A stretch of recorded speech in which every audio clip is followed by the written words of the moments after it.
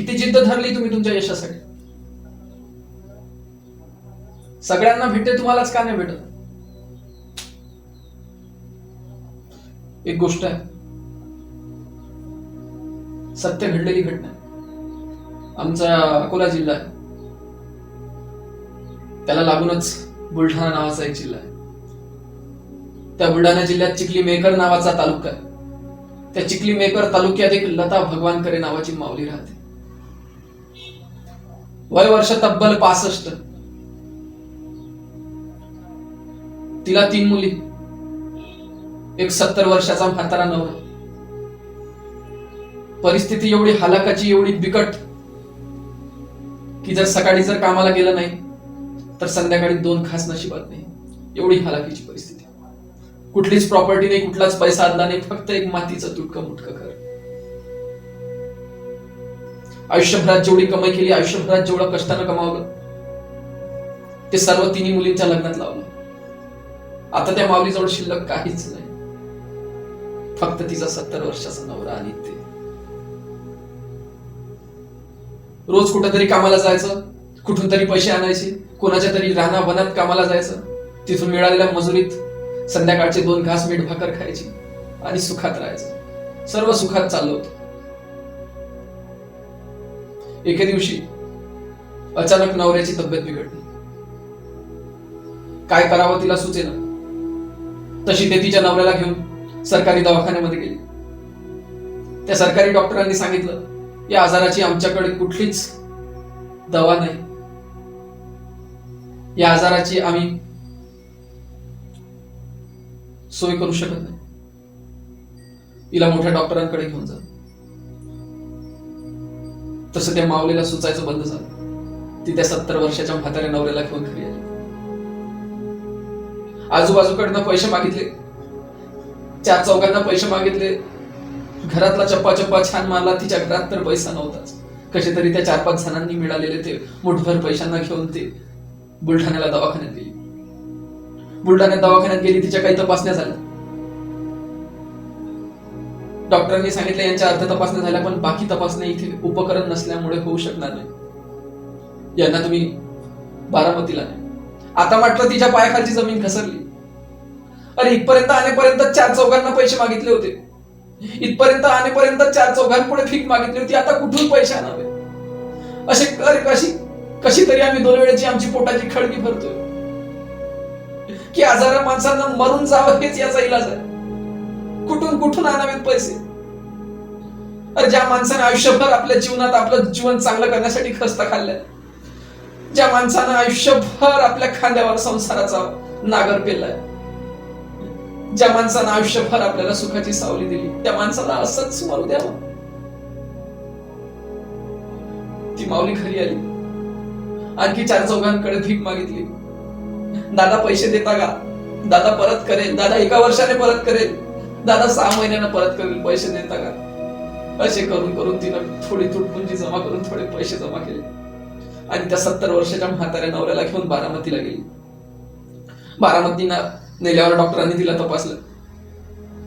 डॉक्टरांनी सांगितले सर्व चेकअप झाले, फक्त एक तपासणी बाकी आहे.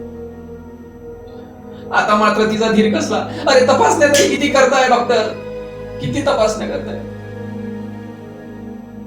बरं तपासणीचा खर्च किती येणार? तसा त्या डॉक्टरांनी खर्चाचा आकडा सांगितला आणि तो आकडा तिच्या कानावर गेला आणि दिवसा ठेवड्या तिच्या डोळ्यात अंधारे आल्या. अरे इथपर्यंत आणेपर्यंत आम्ही कुठून पैसे आणले होते, कुठून कोणापुढे भीक मागितली होती. आता कुठे आमचा खर्च, कुठून करणार आम्ही आमचा खर्च? कसं नवऱ्याला वाचवू?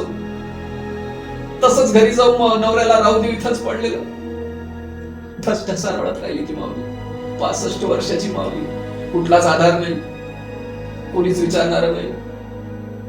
कसं वाचवावं नवऱ्याला, की मर म्हणून सोडून द्यावं नवऱ्याला? तिथंच रूमच्या बाहेर त्या बाकावर बसत राहिली. 2 तास ढसढसा रडत राहिली आणि स्वतःच्याच पदराने स्वतःच्या आसू पुसत राहिली. 2 तासांनी तिचे ते पाणावलेले डोळे कोरडे पडले आणि तिला त्या बाकावरचा एक न्यूजपेपर दिसला. न्यूजपेपर तिने वाचून काढला.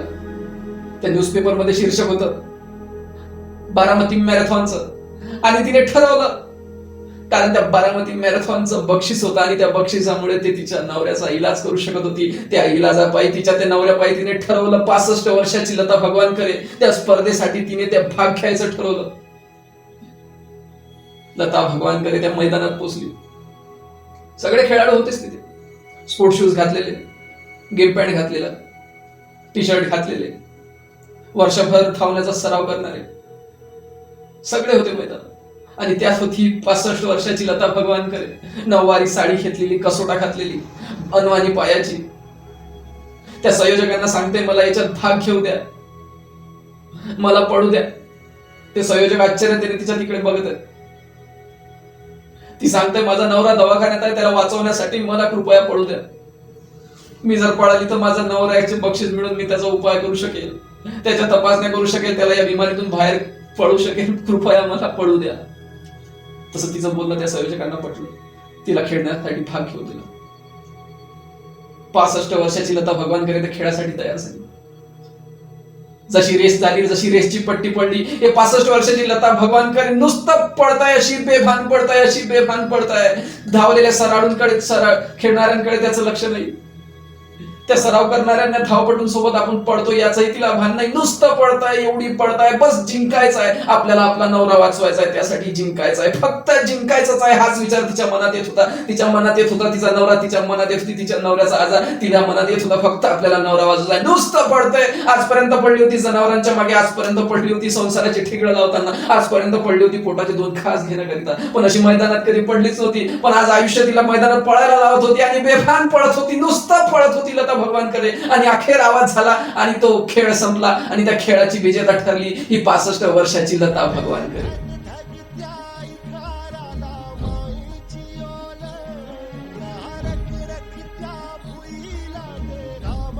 काय आहे तिचं यशाचं रहस्य?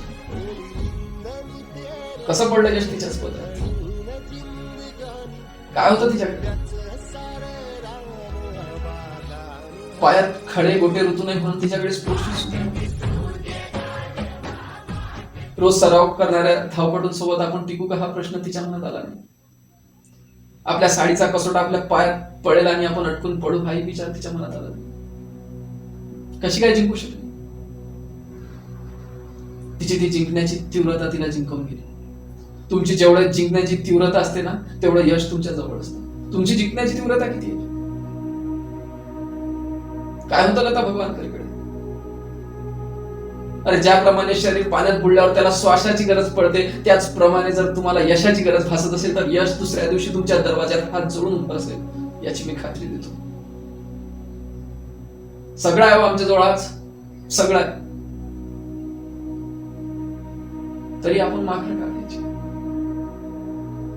जर 65 वर्षाची लता भगवानकरे आजपर्यंत कधी मैदानात धावली नाही, आज ते जिंकत आहे, तर आपलं तर तरुण रक्त आहे. सगळ्या टेक्नॉलॉजी आपल्या जवळ आहे, सगळ्या जगाचा डाटा आपल्या 6 इंचाच्या मोबाईलवरच पडलेला आहे, तरी आपल्या मनात का निगेटिव्हिटी? का?